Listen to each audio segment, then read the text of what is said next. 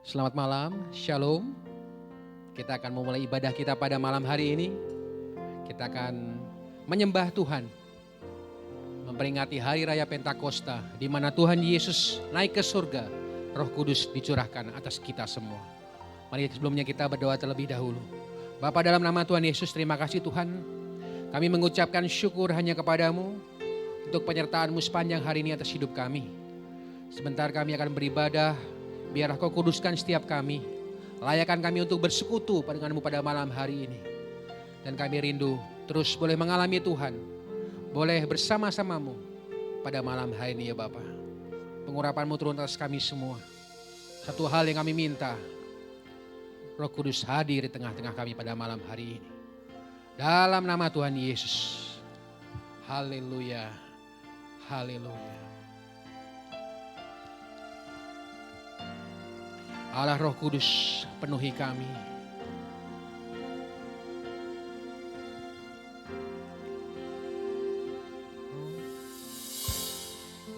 Allah Roh Kudus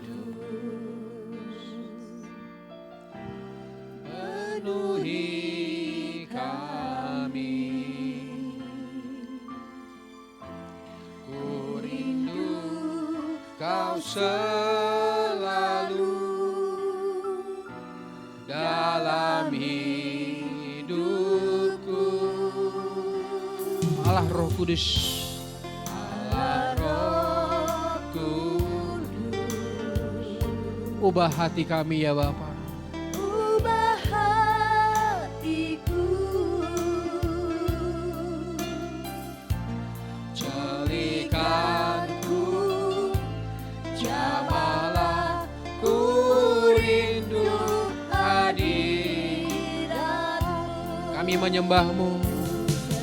sembah kudus, Kudus,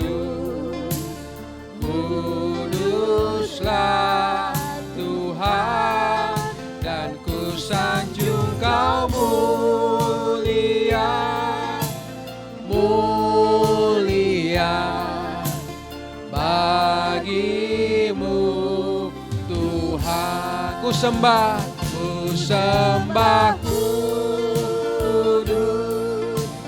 kudus, kuduslah Tuhan, dan ku sanjung Kau mulia, mulia bagimu Tuhan. Kami percaya Engkau berada di tengah-tengah kami pada malam hari ini. Biarlah Allah Roh Kudus memenuhi setiap kami. Haleluya, haleluya. Kami rindu menyembah-Mu. Allah Roh Kudus penuhi kami. Ku rindu Kau selalu dalam hidupku. Allah Roh Kudus, ubah hati kami Tuhan. Allah Roh Kudus, Ubah hatiku,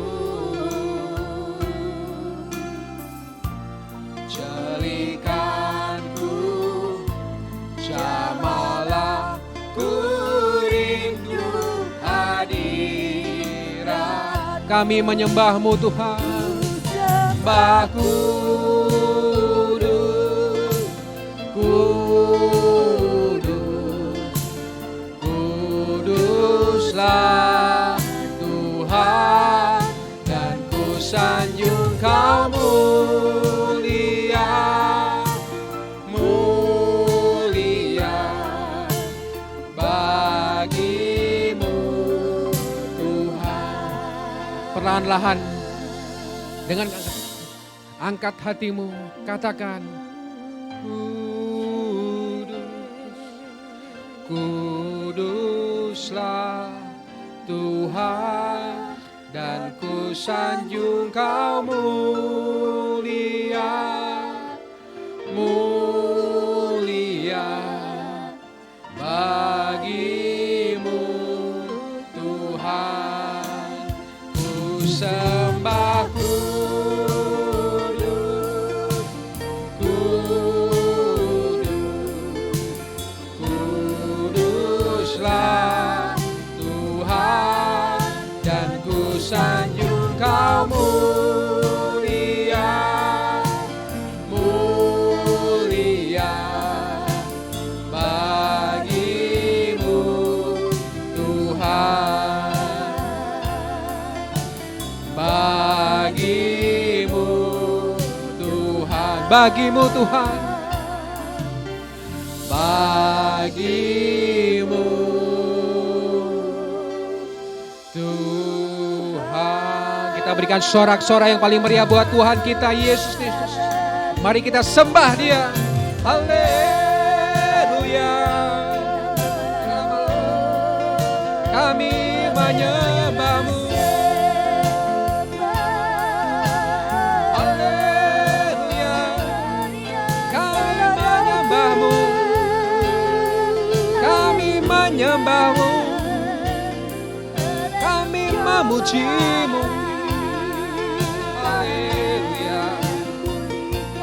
Ku sembah Kau selamanya. Ku sembah Kau selamanya. Haleluya. Terima kasih Tuhan. Terima kasih Allah Roh Kudus. Ku sembah Kau selamanya.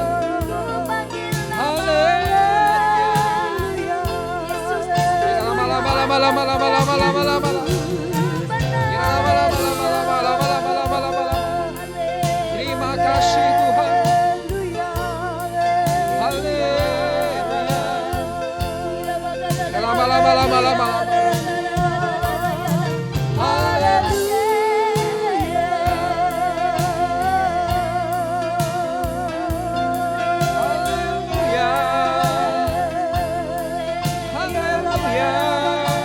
Terima kasih Tuhan Yesus Kristus.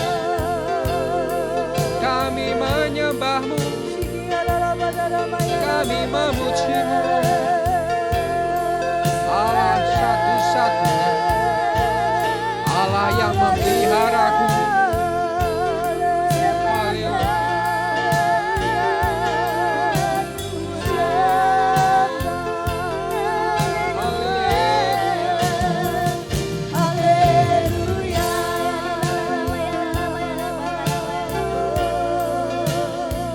Terima kasih Tuhan. Penuhi kami Yesus, jamah kami pulihkan, ke gunung batu perisai kekuatan, Terima kasih Tuhan Yesus Kristus. Terima kasih Allah Bapa. Terima kasih Allah Roh Kudus. Haleluya.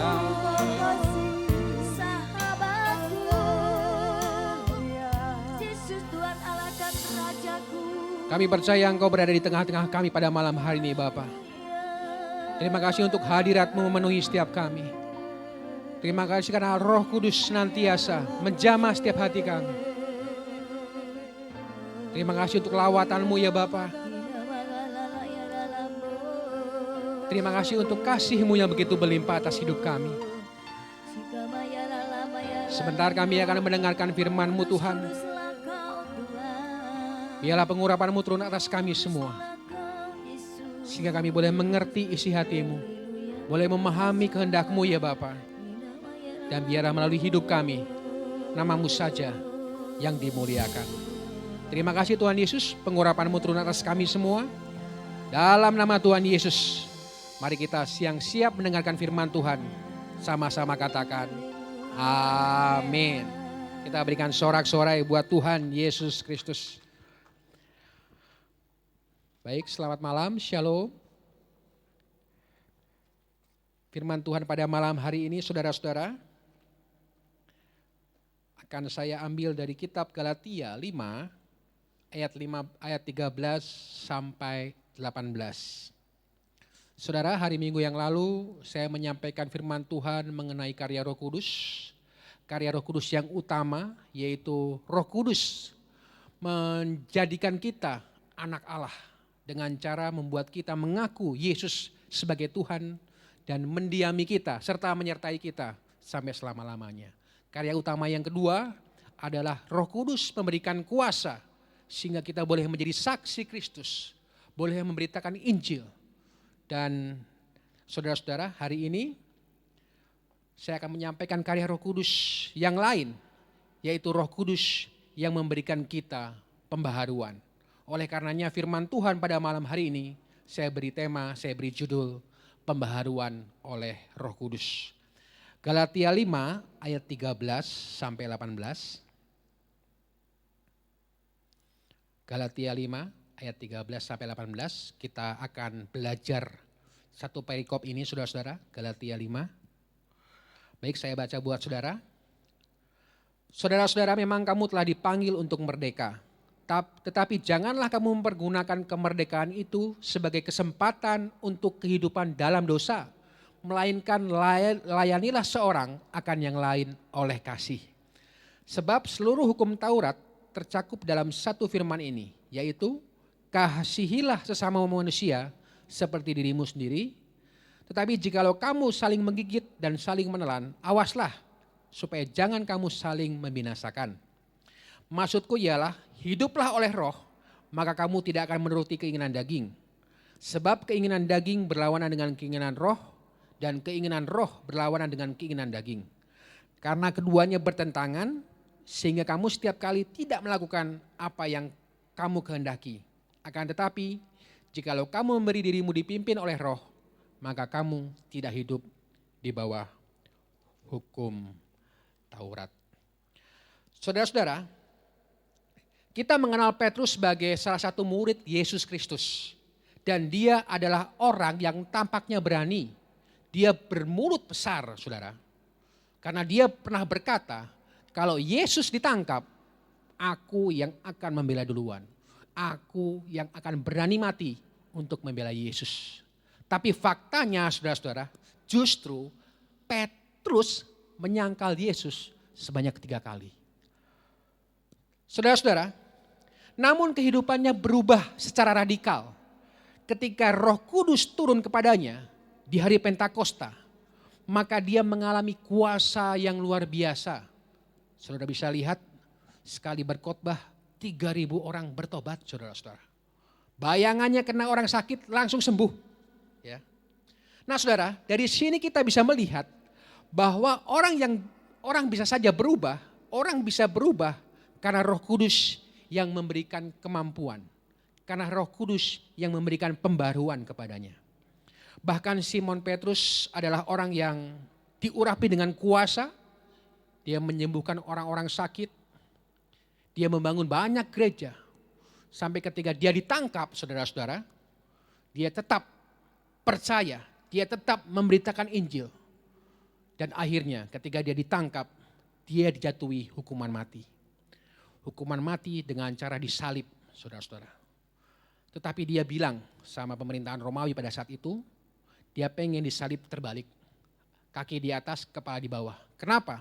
Karena dia tidak mau disamakan dengan Yesus. Karena dia pernah menyangkal Yesus sebanyak 3 kali. Saudara, Roh Kudus sanggup mengubah kehidupan Petrus. Saya percaya Roh Kudus pun sanggup merubah kehidupan kita semua. Amin. Nah, pada malam hari ini saya ingin mengajak Bapak Ibu Saudara sekalian untuk melihat ada 3 dampak atau pembaharuan yang dilakukan oleh Roh Kudus setelah kita mengalami kepenuhan Roh Kudus, setelah kita mengalami pencurahan Roh Kudus. Yang pertama, Roh Kudus akan memampukan kita untuk mengasihi. Ayat 13 tadi dikatakan saudara-saudara, saudara-saudara memang kamu telah dipanggil untuk merdeka, tetapi janganlah kamu mempergunakan kemerdekaan itu sebagai kesempatan untuk kehidupan dalam dosa, melainkan layanilah seorang akan yang lain oleh kasih, saudara.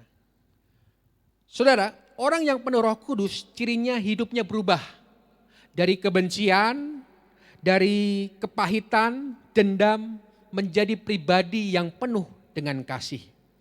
Dalam Roma 5 ayat 5, di situ dikatakan Roma 5 ayat 5, dan pengharapan tidak mengecewakan karena kasih Allah telah dicurahkan di dalam hati kita oleh Roh Kudus yang telah dikaruniakan kepada kita.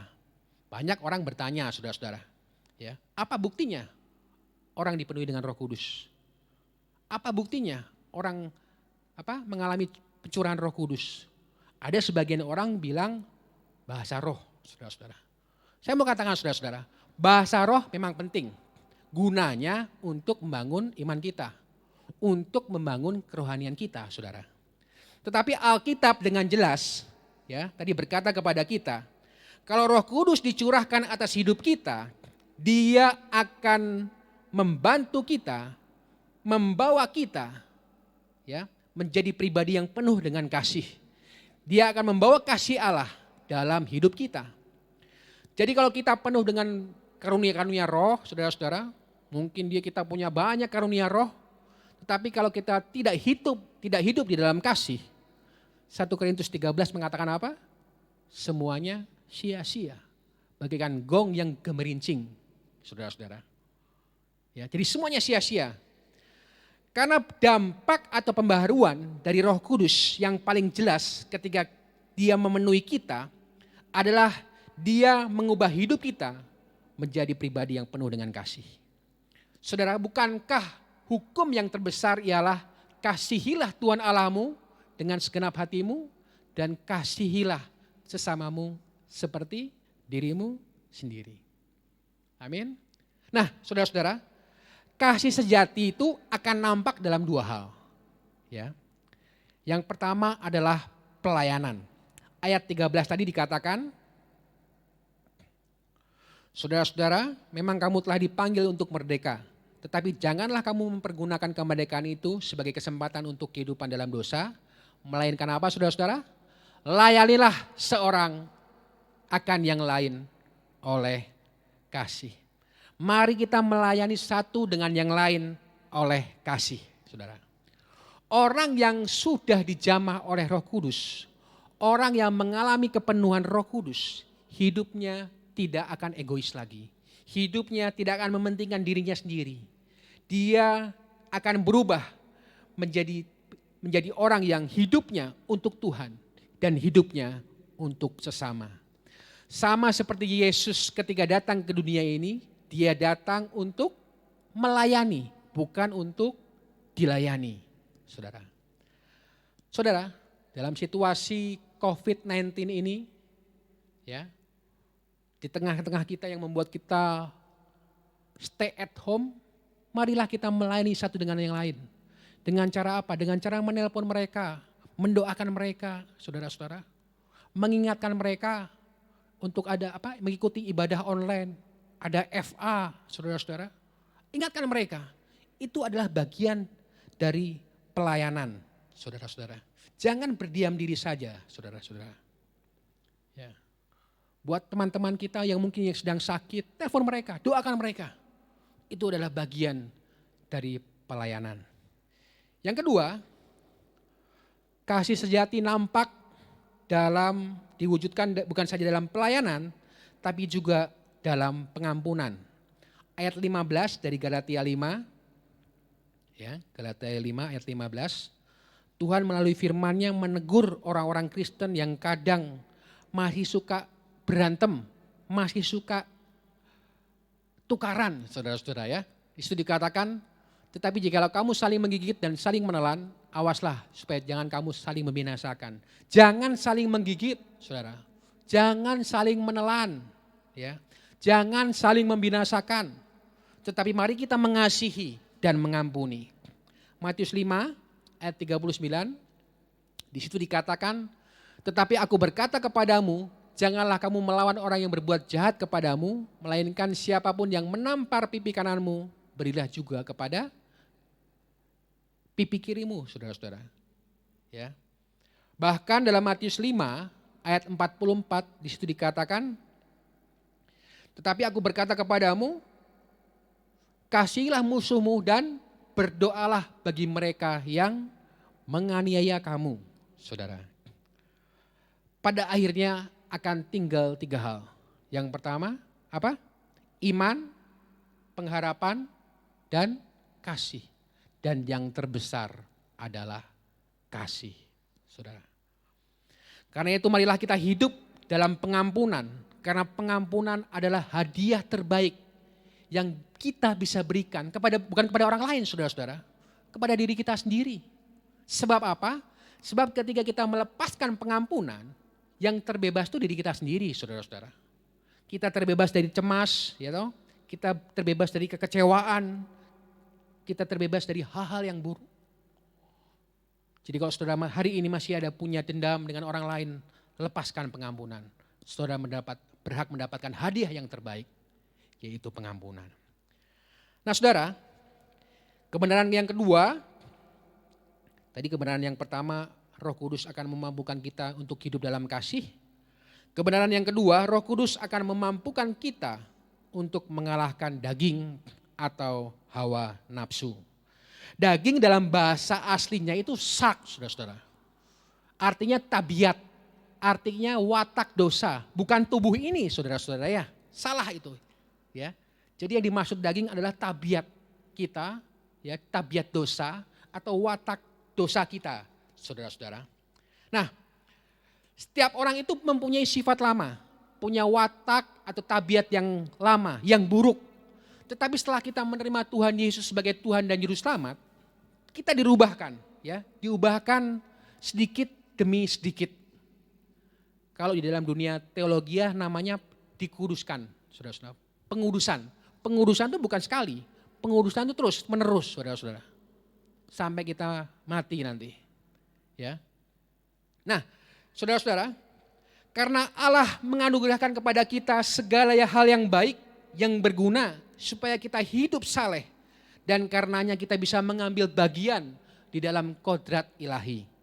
Saudara, kodrat yang lama atau manusia yang lama, ya, selalu mencari hal-hal yang kotor. Tetapi ketika kodrat yang baru atau kodrat ilahi itu selalu membuat kita mencari hal-hal yang suci, hal-hal yang saleh, hal-hal yang berkenan kepada Tuhan. Kalau saya bisa ibaratkan lalat sama lebah, saudara. Ya. Kalau lalat dimanapun dia, maupun di taman bunga yang indah-indah, mau di tempat-tempat yang bagus, dia selalu mencari hal-hal yang kotor, bau, busuk, ya kan? Kenapa? Karena kodratnya seperti itu, saudara-saudara. Berbeda dengan lebah. Lebah dimanapun dia pergi, kemanapun dia pergi, dia selalu mencari bunga. Dia selalu mencari madu, saudara-saudara. Demikian juga kita. Orang yang dipimpin oleh Roh Kudus, dia akan mencari hal-hal yang murni, hal-hal yang suci, dan hal-hal yang berkenan kepada Allah. Oleh sebab itu kita perlu Roh Kudus untuk memampukan kita mengalahkan perbuatan daging. Dalam Galatia 5 ayat 19 sampai 21, ya, Galatia 5 ayat 19 sampai 21 menjelaskan kepada kita apa itu perbuatan daging, saudara-saudara. Ini saya bagi ya. Galatia 5 ayat 19 sampai 21. Ya. Dosa seksual ya, ada percabulan, kecemaran, hawa nafsu. Ini saya masukkan ke dosa seksual. Lalu penyembahan berhala, sihir, itu masuk dosa okultisme. Ya. Ada perseteruan, perselisihan, iri hati, amarah, kepentingan diri sendiri, percideraan, roh pemecah, kedengkian, itu masuknya dalam dosa sosial atau kriminal. Ada kemabukan, pesta pora, saudara-saudara, itu masuknya dalam dosa hedonisme. Terhadap semuanya itu, kuperingatkan kamu seperti yang telah kubuat dahulu, bahwa barang siapa melakukan hal-hal yang demikian, ia tidak akan mendapat bagian dalam kerajaan Allah. Saudara, ini perbuatan daging. Ya. Nah, saudara-saudara, oleh karena itu dalam Galatia 5 ayat 24 sampai 25, di situ dikatakan barang siapa menjadi milik Kristus Yesus, ia telah menyalibkan daging dengan segala hawa nafsu dan keinginannya. Jikalau kita hidup oleh roh, baiklah hidup kita juga dipimpin oleh roh. Apa yang harus kita lakukan saudara-saudara? Hiduplah dalam firman dan doa. Ya kan? Firman itu membuat kita mengerti kehendak Allah. Firman Tuhan itu membuat kita tahu isi hati Allah itu mau seperti apa, saudara-saudara. Ya. Karena kedewasaan rohani seseorang dinilai bukan dari pengetahuan kita, tapi bagaimana kehidupannya diubahkan menjadi seperti Kristus melalui apa? Melalui firman dan doa, saudara. Sehingga kita bisa mengalahkan kedagingan kita dan hidup dipimpin oleh Roh Allah melalui firman dan doa. Buat saudara-saudara yang hari-hari ini mungkin sedang banyak ibadah di rumah, saudara-saudara, mari baca firman sebanyak-banyaknya. Doa sebanyak-banyaknya, saudara-saudara.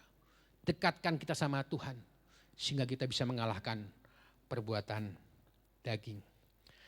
Nah, saudara-saudara, kalau kita diurapi oleh Roh Kudus, hidup kita penuh dengan kasih, tadi yang pertama. Lalu hidup kita juga bisa mengalahkan hawa nafsu atau kedagingan. Tetapi kebenaran yang ketiga, Roh Kudus juga akan memampukan kita untuk menghasilkan buah, yaitu buah roh atau karakter yang mirip seperti Kristus. Dalam Filipi 1 ayat 22, di situ dikatakan, tetapi jika aku harus hidup di dunia ini, itu berarti bagiku bekerja memberi buah, saudara-saudara. Ketika kita menerima Tuhan Yesus sebagai Tuhan dan Juru Selamat, kita dipanggil bukan saja berhenti jadi orang jahat, bukan saja berhenti jadi orang berdosa, tetapi kita harus berbalik, saudara-saudara, 180 derajat. Untuk apa? Untuk menghasilkan buah pertobatan kita. Yaitu apa? Buah roh, saudara-saudara. Apa itu buah roh?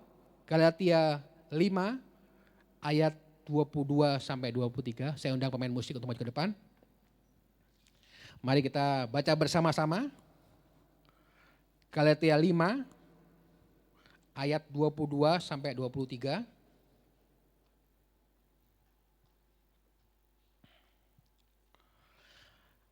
Tetapi buah roh ialah kasih, sukacita, damai sejahtera, kesabaran, kemurahan, kebaikan, kesetiaan, kelemah lembutan, penguasaan diri. Tidak ada hukum yang menentang hal-hal itu. Saudara, sekali lagi, kita dipanggil bukan saja untuk berhenti jadi orang berdosa, bukan saja untuk berhenti dari kejahatan kita, tetapi kita harus menghasilkan buah. Dan saya percaya Roh Kuduslah yang memampukan kita untuk hidup memberi buah. Saudara, ini doa saya. Apapun pergumulan saudara saat ini, apapun tantangan hidup saudara sekarang saat ini, terus bersandarlah kepada Roh Kudus. Karena Roh Kudus bukan saja membuat kita menjadi anak Allah. Roh Kudus bukan saja membuat kita punya kuasa, tapi Roh Kudus juga memberikan kita pembaharuan, yaitu memampukan kita untuk hidup dalam kasih, hidup mengalahkan daging, dan hidup memberi buah. Amin. Mari kita berdoa. Tuhan Yesus, terima kasih untuk malam hari ini, untuk firman Tuhan yang Tuhan sudah berikan buat kami semua. Biarlah kami boleh memahami kehendak Allah melalui firman-Mu. Biarlah kami boleh tetap mengasihi-Mu Tuhan. Biarlah roh kami terus menyala-nyala untuk boleh mengalami Tuhan, untuk boleh berjalan dituntun oleh Roh Kudus. Sehingga rencana-Mu boleh tergenapi dalam kehidupan kami. Terima kasih Tuhan Yesus. Kami juga berdoa untuk jemaat-jemaat yang sedang live streaming di rumah, sedang beribadah di rumah. Biarlah berkat kasih Allah senantiasa turun atas mereka semua. Dan kami percaya Roh Kudus memperbarui kehidupan mereka masing-masing. Dan hidup kami percaya penuh dengan kasih. Hidup kami bisa melawan hawa nafsu. Dan kami percaya hidup kami boleh menghasilkan buah-buah pertobatan, yaitu buah roh dalam hidup kami. Terima kasih Bapak untuk malam hari ini. Terpujilah nama-Mu untuk selama-lamanya. Kami memuji kebesaran-Mu Tuhan.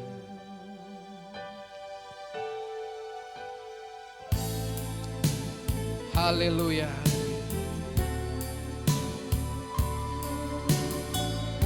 Katakan, kami memuji kebesaran-Mu. Kami memuji kebesaran-Mu. Ajaib Tuhan, ajaib Tuhan. Kami memuji kebesaran-Mu. Ajaib Tuhan, ajaib Tuhan, ajaib Tuhan,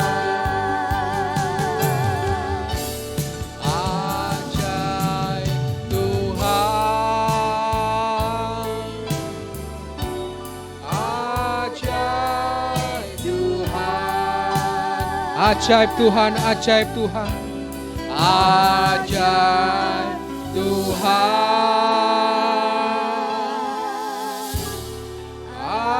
ajaib Tuhan. Kita berikan sorak-sorai yang paling meriah buat Tuhan Yesus Kristus. Haleluya, haleluya. Mari saudara-saudara kita arahkan hati kita kepada Tuhan. Kita angkat tangan kita kepada Tuhan. Sekiranya engkau memperhatikan perintah-perintah Tuhan, maka damai sejahtera-Mu akan seperti sungai yang tidak pernah kering, dan kebahagiaan-Mu akan terus berlimpah seperti gelombang-gelombang laut yang tidak pernah berhenti. Kasih daripada Allah Bapa, anugerah daripada Tuhan kita Yesus Kristus, penyertaan yang sempurna daripada Allah Roh Kudus menyertai kita mulai hari ini sampai selama-lamanya. Di dalam nama Tuhan Yesus, mari kita yang sudah diberkati Tuhan sama-sama katakan amin. Selamat malam, Tuhan Yesus memberkati kita semua.